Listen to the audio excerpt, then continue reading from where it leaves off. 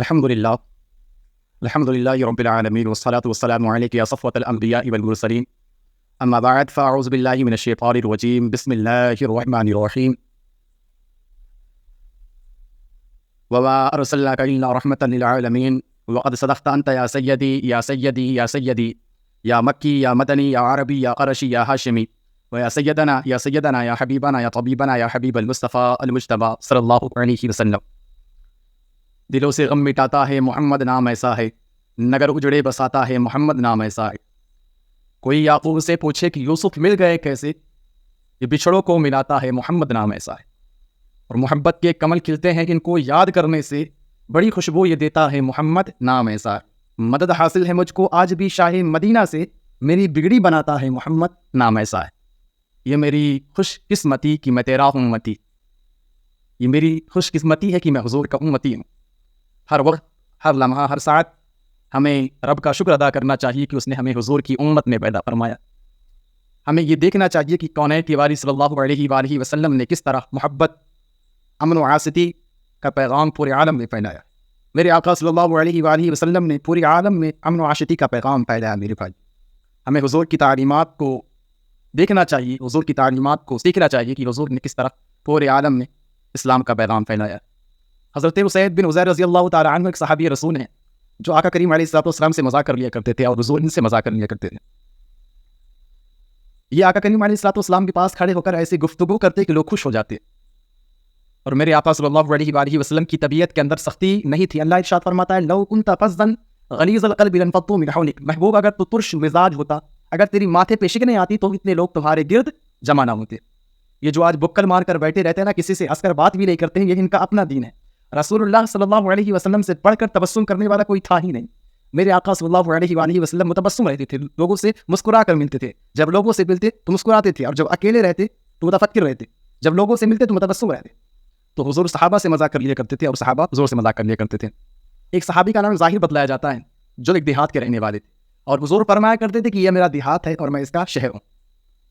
یہ مسجد نبوی کے آس پاس گھاس لا کر بیچتے تھے، اپنے گاؤں سے دیہات سے کاٹتے اور پھر مسجد نبوی کے پاس لا کر بیچتے تھے، پھر جو ان کی قیمت ملتی، ان کے پیسے ملتے، ان کی چیزیں خرید کر یہ اپنے دیہات کے لیے لے کے جاتے۔ ایک دن یہ مسجد نبوی کے پاس بیٹھ کر گھاس بیچ رہے تھے، رسول اللہ صلی اللہ علیہ وسلم کا گزر ہوا، حضور نے دیکھا کہ ظاہر بیٹھے ہیں گھاس بیچ رہے ہیں، تو حضور پیچھے سے چپکے سے جا کر حضرت ظاہر کی کولی بھر لیتے ہیں۔ یہ ہوتا ہے نا، کسی کی محبت کو، کسی کی پیار کو دیکھنا ہو تو پیچھے سے جا کر اس کی آنکھیں بند کر لیتے ہیں اور اس سے اپنا نام پوچھتے ہیں کہ بتا میں کون۔ ہر وقت کہتا رہتا تھا نا کہ میں تجھے یاد کر رہا تھا، آج بتا میرا نام کیا ہے۔ جب تک وہ آپ کا نام نہیں لے لیتا، آپ کی محبت کا بھرم رہ جاتا ہے۔ تو حضور علیہ نبی علیہ الصلوۃ والسلام پیچھے سے جا کر حضرت ظاہر کی کولی بھر لیتے ہیں۔ اچھا، میرے حضور کے ہاتھ آئے اور پتہ نہ چلے کس کا ہاتھ ہے؟ اللہ اکبر! حضرت ظاہر کو پتہ چل گیا کہ یہ ہاتھ میرے حضور کا ہے۔ حضرت ظاہر کچھ بول ہی نہیں رہے، انہوں نے کچھ بولنے کے بجائے اپنی کمر کو پیچھے کیا اور حضور کے سینے مبارک سے جڑا اور رگڑنا شروع کر دیا۔ اللہ! حضور آنکھیں دبائے ہیں کہ بول بتا کون، لیکن حضرت ظاہر بول ہی نہیں رہے۔ اور میں تو کہتا ہوں کبھی نہیں بولنا، کیونکہ سپنے دے وچ ماہی ملیا تے گل وچ پا لیا بابا، دردی ماری اکھ نہ کھولا، متا پھر بچھڑنا جاؤ۔ حضرت ظاہر بول ہی نہیں رہے، تو حضور نے فرمایا کہ اس غلام کو کون خریدے گا؟ حضرت ظاہر نے کہا یا رسول اللہ صلی اللہ علیہ وسلم، میں تو بڑا سستا ہوں، مجھے کون خریدے گا؟ حضور نے فرمایا کہ تو اللہ کے ہاں بڑا مہنگا ہے، تو اللہ کے ہاں بڑا مہنگا ہے۔ تو حضور صحابہ سے مذاق کر لیا کرتے تھے اور صحابہ حضور سے مذاق کر لیا کرتے تھے۔ ایک صحابی کا ذکر آتا ہے جو حضور سے عملی مذاق کیا کرتے تھے۔ ایک ہوتا ہے نا کہ گفتگو ایسی کرو کہ مزہ پیدا ہو جائے، ایک ہوتا ہے کہ کام ہی ایسے کرو کہ مزہ آ جائے۔ تو یہ منڈی کو جاتے، کوئی سبزی یا کوئی نیا پھل آیا ہوتا، کوئی نیا پھل آیا ہوتا تو اسے خرید کر حضور کی خدمت میں حاضر ہوتے اور حضور کی خدمت میں تحفہ پیش کرتے۔ حضور قبول کر لیتے، خود کھاتے، جو پاس بیٹھے ہوتے انہیں بھی کھلاتے۔ حضور دعا دیتے کہ اللہ تجھے جزا دے، تو نے نیا پھل آیا مجھے کھلایا، اللہ تجھے جزا دے۔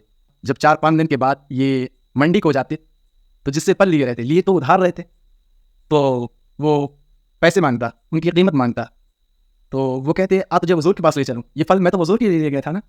تو ان کو حضور کے پاس لاتا اور کہتا حضور وہ جو پرسوں پھل نہیں کھایا تھا یہ اس کے پیسے مانگ رہا ہے، حضور وہ جو پرسوں پھل نہیں کھایا تھا اس کے پیسے مانگ رہا ہے۔ تو حضور فرماتے ہیں میاں تو نے وہ تحفہ نہیں دیا تھا؟ کہتا غریب آدمی ہے وہ، حضور تحفہ کیسے دے سکتا تھا، میں نے سوچا سب سے پہلے آپ ہی کھائیں۔ تو حضور قیمت بھی ادا کرتے اور پھر دعا دیتے، پھل کھلاتا، مفت کھلاتا، 2 بار دعائیں ملے جاتا۔ تو یہ صحابہ کے ساتھ حضور کا محبت کا انداز تھا۔ حضرت اسید بن عزیر رضی اللہ تعالیٰ عنہ ایسے صحابی تھے۔ ایک دن آقا کریم علیہ الصلوۃ والسلام کے پاس کھڑے ہو کر گفتگو کر رہے ہیں، اور ان کے پہلو سے کپڑا ہٹا ہوا ہے. یہ ایسی باتیں کر رہے ہیں, ایسی گفتگو کر رہے ہیں کہ لوگ خوش ہو رہے ہیں, لوٹ پوٹ ہو رہے ہیں. تو حضور نے اپنے ہاتھ سے حضرت اسید کی پہلو پر مارا, کہا چل بس بھی کر. تو حضرت عزیر کے چہرے کا رنگ بدل گیا. عرض کیا کہ حضور میں نے بدلہ لینا ہے. صحابہ کھڑے حیران ہیں کہ عزیر کیا کہہ رہا, ابھی تو ہنس رہا تھا, ابھی تو باتیں کر رہا تھا, اسے کیا ہو گیا. حضور ناراض نہیں ہوئی. حضور نے کہا نہیں بھائی. تو حضرت اسید نے کہا کہ نہ, جب آپ نے ہماری پہلو پر تھپڑ رشید کیا تھا نا, تب میرا پہلو جو تھا وہ کھلا تھا, وہ برہنہ تھا, وہ ننگا تھا. حضور نے کپڑا اتار دیا. اللہ اکبر. حضور نے کپڑا ہٹا دیا. صحابہ کو غصہ آ رہا ہے کہ اسید یہ کیا کرنے لگا ہے, ابھی تو خوش تھا, اب کیا کرنے لگا ہے. تو حضور نے جب کپڑا ہٹایا نا, جب حضور کے پہلوؤں کی گوری گوری وہ رنگت جب دکھائی دی نا, فجعل يقبل كشها فقال بأبي أنت أمي وأبي يا رسول اللہ. تو حضرت ظاہر دوڑ کر حضور کے پہلو سے لپٹ گئے اور حضور کے پہلو کو چومنا شروع کر دیا, اور عرض کیا یا رسول اللہ صلی اللہ علیہ وسلم میں نے یہ سب کچھ اسی لیے کیا تھا, اے کون ہوتا جو آپ سے بدلا لوں. تو یہ حضور کے ساتھ صحابہ کا محبت کا انداز. خندق کے موقع پر بھی صحابہ نے حضور کی بدن اقدس کو بھی دیکھا, اور کئی مقامات پر حضور کی بدن اقدس کو صحابہ نے دیکھا. حضور علیہ الصلوۃ والسلام کا مبارک سینہ کشادہ تھا. حضرت ہند بن ابی حالہ روایت کرتے ہیں کان رسول اللہ صلی اللہ علیہ وسلم عریض الصدر. حضور علیہ الصلوۃ والسلام کا مبارک سینہ کشادہ تھا, اور اللہ ارشاد فرماتا ہے الم نشرح لک صدرک. حضور علیہ الصلوۃ والسلام کا سینہ مبارک جس طرح ظاہراً کشادہ تھا, اس طرح باطناً اور اماناً بھی کشادہ تھا. کتنا کشادہ تھا, ایک روایت دیکھیں. حضور فرماتے ہیں رأیت ربی عز وجل فی احسن الصورہ, میں نے اللہ کو احسن صورت میں دیکھا ہے. قال فیما یختصم الملأ الاعلی, اللہ ارشاد فرماتا ہے یہ فرشتے کس بات پہ بحث کر رہے ہیں. کنت انت اعلم, میں نے کہا مالک تو بہتر جانتا ہے. قال فوضع کفہ بین کادفین, تو اللہ نے اپنا دست کرم, دست قدرت میرے دو کندھوں کے درمیان رکھا. دست کرم, دست قدرت یہ متشابہات میں سے ہیں. جب اللہ نے اپنا دست کرم میرے دو کندھوں کے درمیان رکھا نا, فوجدت بردھا بین ثدییہ, جب اس کا دست کرم میرے یہاں آیا نا تو ٹھنڈ میرے سینے تک پہنچ گئی. پھر کیا ہوا, حضور فرماتے ہیں فعلمت ما فی السماوات وما فی الارض, پھر میں نے زمین اور آسمان کے درمیان جو کچھ تھا وہ جان لیا. زمین اور آسمان کے درمیان جو کچھ تھا سب میں نے جان لیا. اتنا کشادہ ہو گیا حضور علیہ الصلوۃ والسلام کا مبارک سینہ. اللہ نے اپنے محبوب کے سینے کو وہ نور دیا تھا, وہ نور عطا کیا تھا. اچھا, اعلیٰ حضرت کا سلام آپ ہر جمعۃ المبارک کو سنتے ہیں نا. اعلیٰ حضرت نے حضور علیہ الصلوۃ والسلام کے ایک ایک معجزے کا ذکر کیا ہے, ایک ایک معجزے کا ذکر کیا ہے. حضور کی پائے اقدس سے لے کر سر انور تک ایک ایک عزب کا ذکر کیا. کبھی ہونٹوں کے بارے میں لکھتے ہیں کہ پتلی پتلی گلیں قدس کی پتیاں, ان لبوں کی نزاکت پہ لاکھوں سلام. کبھی حضور کے سر کے بارے میں لکھتے ہیں کہ جس کے آگے سر برا خم رہے. کبھی حضور علیہ الصلوۃ والسلام کی آنکھوں کے بارے میں, کبھی حضور علیہ الصلوۃ والسلام کی مبارک ناک کے بارے میں لکھتے ہیں کہ نیچی نظروں کی شرم و حیا پر درود, اونچی بینی کی رفعت پہ لاکھوں سلام. کبھی حضور علیہ الصلوۃ والسلام کے ہاتھوں کے بارے میں لکھتے ہیں کہ ہاتھ جس سمت اٹھی غنی کر دیا موج بحر سماعت پہ لاکھوں سلام. کبھی حضور علیہ الصلوۃ والسلام کے سینے کے بارے میں, کبھی حضور علیہ الصلوۃ والسلام کے پشت کے بارے میں, کبھی حضور کے کندھوں کے بارے میں لکھتے ہیں. ایک ایک عزب کا ذکر کرتے ہیں. لیکن جب اعلیٰ حضرت حضور کے دل پہ آئے نا, حضور کے قلب اطہار پر آئے نا, تو چپ ہو گئے. پھر قلم نے جنبش کی تو میرے امام نے لکھا دل سمجھ سے بھرا. ہر عزب کا کوئی نہ کوئی قصیدہ لکھا نا, دل کے بارے میں کیا لکھوں. تو اعلیٰ حضرت نے قلم اٹھایا تو کیا لکھتے ہیں کہ دل سمجھ سے بھرا مگر یوں کہوں گنجے راز و وحدت پہ لاکھوں سلام. حضور علیہ الصلوۃ والسلام کا جب شق صدر ہوا نا, حضور علیہ الصلوۃ والسلام کا جب قلب اطہار نکالا گیا تو آب زمزم سے غسل دیا گیا, آب زمزم سے دھویا گیا. جب حضور جس سال معراج پر جا رہے تھے تو حضور کا قلب اطہار نکالا گیا, تو جبریل امین نے 2 لفظ کہے تھے حضور علیہ الصلوۃ والسلام کے دل کے بارے میں. وہی لفظ ملتے ہیں حضور علیہ الصلوۃ والسلام کے قلب کے بارے میں. وہ بیان کرتے ہیں امام بدر الدین عینی نے عمدۃ القاری شرح صحیح بخاری میں وہ لفظ لکھے ہیں.